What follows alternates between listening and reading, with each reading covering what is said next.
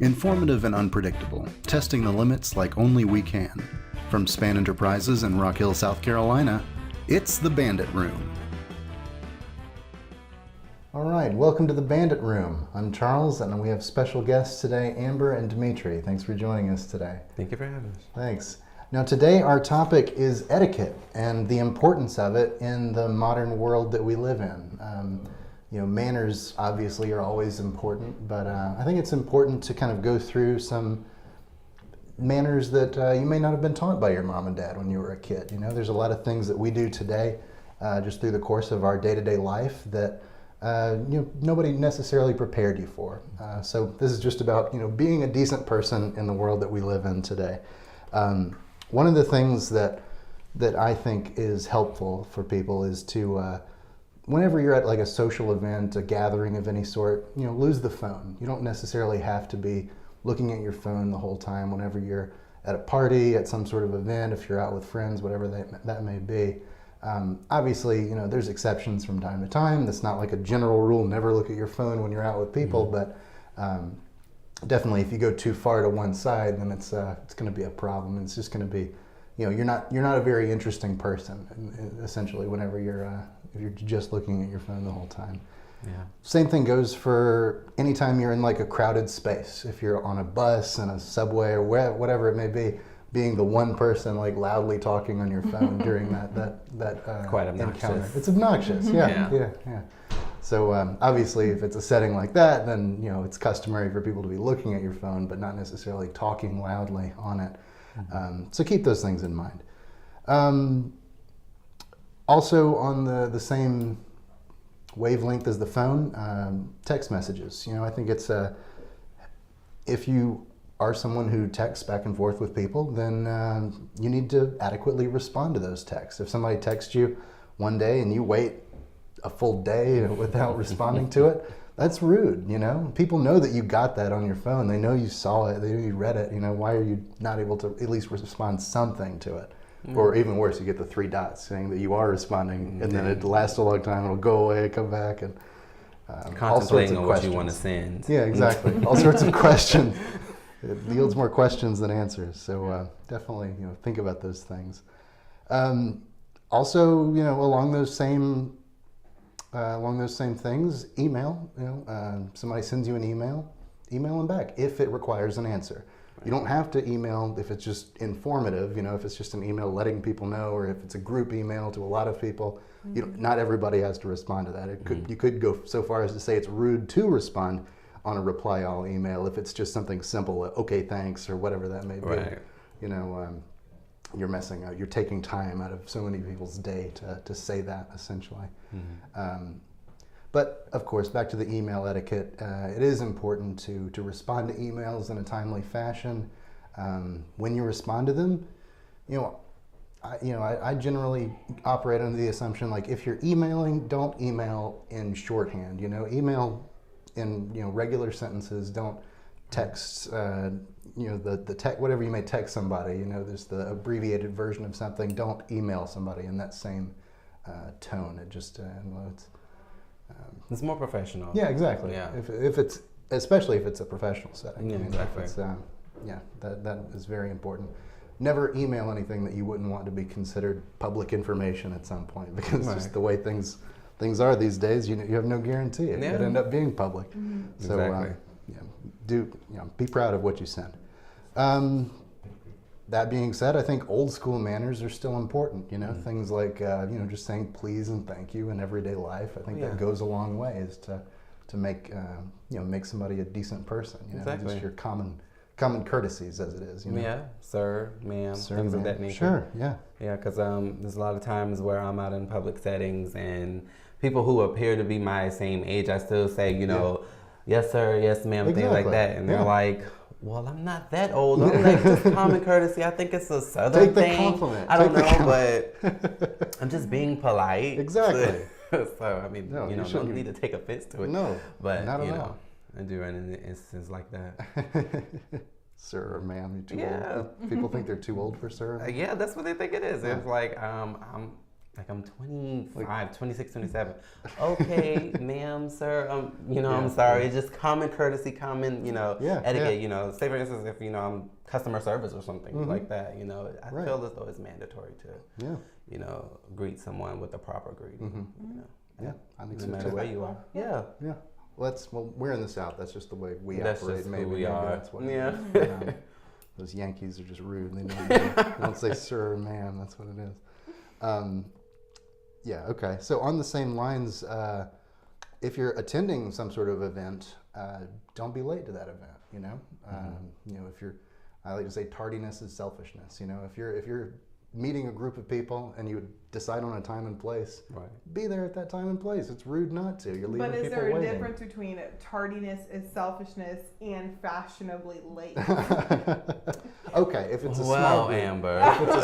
If it's a small group of people, you're meeting up at a restaurant or something, be on time to that. Okay, right. If it's like a party that's like an open invite, not really a set start or finish time, you can make an entrance. You can make an entrance. That's acceptable. So you just want to make an entrance I whenever do. you I don't want to be rude though, so I had to figure that out. Well, then you're at a situation you can go to a restaurant and they won't seat you until the whole party's there. That's Things true. like that. That's true. You're leaving people stuck in a. Right. Leaving people waiting who want to get People started with starving, the meal. Amber. Exactly. That's true. People They're not are waiting on your starving. fashion. Then you just sit without them. They're not going to be impressed by you fashionably late. That's true. So you show up with your phone in hand too? You show up late with your phone in hand. Right. Sorry, I got to finish up a Sorry, conversation. I'm in my car. So you don't follow those etiquette rules either. Oh, that's good. Also, the importance of a good RSVP. If it's like a party that you're said you're going to go to, RSVP is customary. So make sure that's accurate as well. You would be surprised, especially for like weddings and things like that, how many people don't RSVP at all. Yeah, or like, and you have to like follow up with them. So like you're stressed out about planning this big, huge party, anniversary party, wedding. It doesn't matter what it is, and you send out a card, hey, RSVP by this date. 50% of the people don't RSVP, and then you have to go back and follow up with those people. Hey, are you? Oh yeah, I just forgot to send my card. And so like, there's a lot of people who do not RSVP. Yeah. And what about the people that RSVP and don't show up, or the people who don't RSVP because it's a way of saying I'm not coming at all? Right. Well, that's the thing I think people don't understand. I think people think that not RSVPing is the same as RSVPing no. Yeah. But it's not. It's more helpful just to say no. So you can count. So your that you list. can at least know, okay, for sure we don't have And this because a lot of times, like if you're having the party catered or the wedding catered or something, you have to give a final head count, a couple days or a week before the party. And so you need to know, okay, these 15 people are an absolute no, they're not coming. It's a lot easier to give a head count. And then you're charged for that number. So even if you RSVP that you are coming and then you aren't, that person's paying for the food that you were going to eat. Right. Especially So like weddings and things like Yeah, that. Your head so count is it's a incredibly lot. important. It's very disrespectful not to RSVP. So. Along the same lines, it's sort of old-fashioned, but I think it's still important. If you're attending a party or something like that, I think it's customary to bring something. Bring something, either a bottle of wine, a dessert, whatever it may be, or at least some sort of offer to help, either before or after the party. You don't have to do all of those things. You may be instructed not to do any of those things. It all depends on the situation, but I think it's still helpful, to show a little respect to your host or whatever that may be. Now we do have hosts who throw parties and expect you to bring your own things. BYOB, bring your own snacks. Bring your own snack, bring your own meal, bring your own food. You can come to my house, but bring your own thing. You can no longer call it a party at that point, though. It's just come to my house, bring your own food, bring your own drink, bring your own everything. So is that proper etiquette? They're in the wrong in that situation. That is I not think that crosses over into like, those are like your close friends. Those are people inviting you over for a dinner party. Oh, hey, let's have a dinner party, but bring your own dinner. Bring your own dinner. Bring your own dinner. And you don't even have to show up if you don't want to. Right. And bring your silverware too. I'm not watching your silverware. Exactly. That's funny. Yep. Back on the communication topic, I think it's important for people to realize that any like very important news should not be done via text or any sort of online messaging platform. If you're going to break up with somebody, if you're going to inform someone of a death in the family, something like that, you know, important things like that still should be done on a more face-to-face, intimate level. Yeah. Especially if it's serious, depending on how serious it is. Yeah. Like your Uncle Jerry just died. Like, come on. Well, yeah, that's understandable. Give someone, a phone call, you know. Because, I mean, it's more personal that way. But, I mean, a breakup, you may have it might just be for dramatic effect. You send me a text message. So, text message thing might work that way. Then you can block them and then, never have to worry about them again. You're done. I guess it shows how much you care about the other person by how much. That's true. What kind of level of detail. Even though you guys are in the same generation, I think I'm kind of like a half a generation above you guys. But this is acceptable in this generation, like the whole texting. Breaking up thing. And what about just not responding to anyone? That's ghosting. I do that, but I just forget. Like I'll read the text and I'll be like, come to my house. I'm like, okay, cool. And then like I answer it in my head, but I forget to text it back. I'm guilty of that too. But I think that this generation is something totally different. They're not meaning to be disrespectful or rude in all of the instances that you gave, but it's just that's how they communicate. That's their form of communication. So like, hey, I'm breaking up with you. Never talk to me again. That's cool. But if it's a very serious relationship. Okay, that's different. I mean, if you've just been on a couple dates, I think it's probably okay. I mean, I'll be honest. I mean, if it's not a very serious, intimate relationship, maybe, I don't know. Different thoughts. You think it's okay to break up with somebody via text? Have done it before. I mean, like I said, dramatic effect. Seal of approval. Right. So I get the final word. You don't. And then you block me. You don't have to listen to me. Exactly. All right. Well, unless you're prepared to make a statement with it, you know what you're getting into. You know full well the effect that it's having. Then keep those things in mind. Another thing that makes social media annoying, I think, is when people use it just to air their personal serious grievances, either like way too much information about their personal life or either just trashing like somebody that they know, just actively just using social media to abuse someone. Yeah. Those are what we call the pick-me people. The one who wants to be seen and wants attention and wants control. That's what they want. They also get unfollowed quite a bit. Yeah. That's quite I have some cousins on one of my sides of my family. Hopefully they don't watch this. And they will like very literally distant cousins. Distant cousins. I'm probably sure. don't know. They literally like will cuss people out. Yeah. And like tell people this person and they'll tag them. So like I don't know if they were like friends with them at one point. I don't know, but they'll be like, Charles Tab was a horrible. Like, you never want to talk to this. I mean, like they are like cussing this person out, and then there's like 57 comments, and then all of a sudden the next day it's all gone, and it's like, and they had to delete it. Yeah, it's like, okay, come on, really, like if you have a problem, if I have a problem with you, I'm going to just come to you and say. It's kind of like we say, like if you have something you want to get out, just write it down and then rip throw it up. Away. Except you write it on social media, it's out there forever, and then you delete screenshots.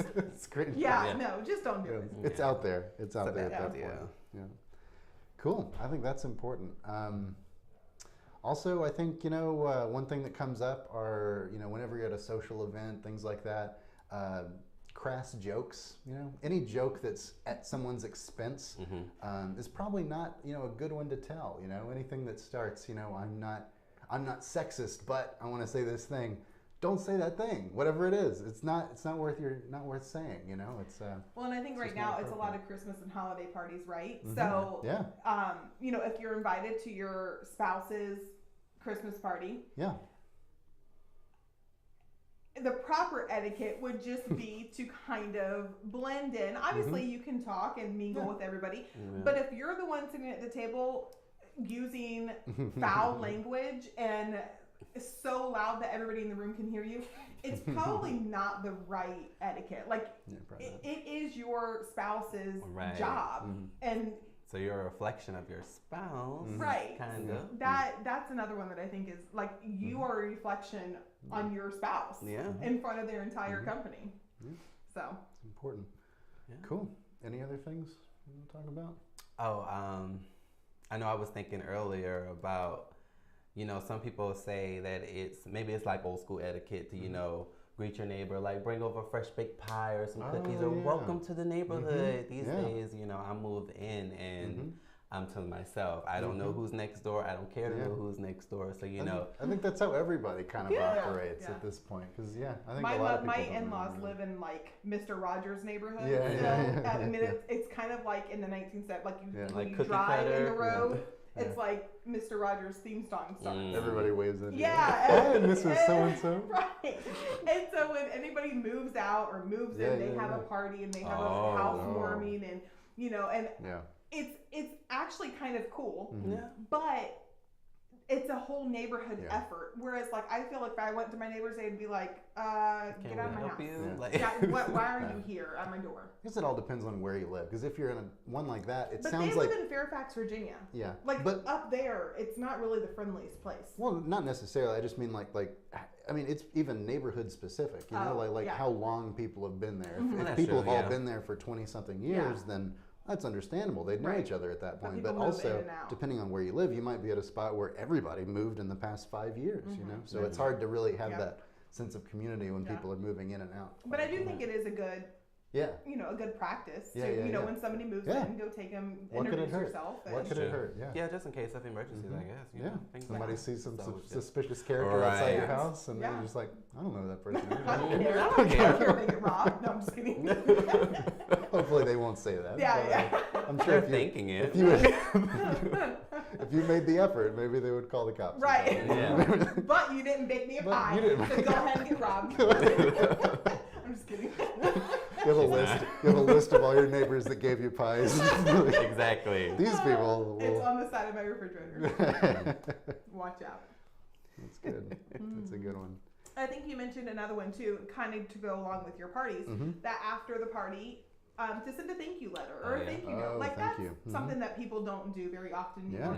And how awesome would it be for you just to receive a thank you? Like, thank you so much for hosting, you know, this dinner party. It was so nice to get to see you and see everybody that came, you know.